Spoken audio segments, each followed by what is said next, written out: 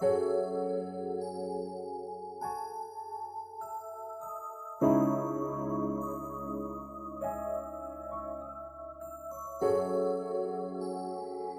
手真难洗喽。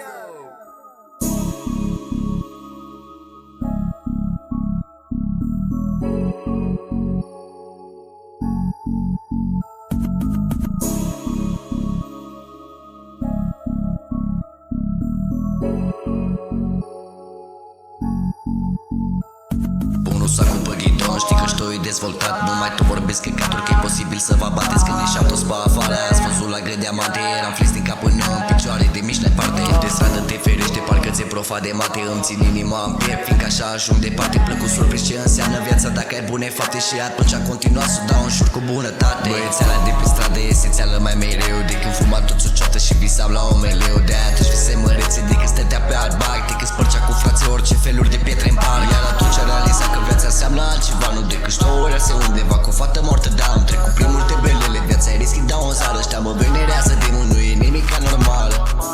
Mi-am pus în minte un prim plan, mai multe idei cum să ajung la geamantan. Și să nu mă pierd pe drum, am mai băgat în un gram. Am mai trecut în cunal, las cristalul de o parte. Am văzut cum mulți au picat suflete nenumărate. Și îmi plânge inima când mă vedea că se desparte. O mamă de un copil cele mai rele dintre toate. Și așa rămân pe stradă persoane neconsolate.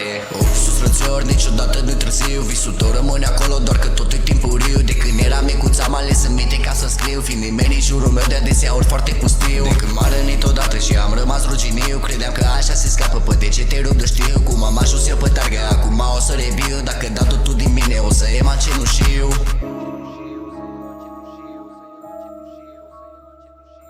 Thank you.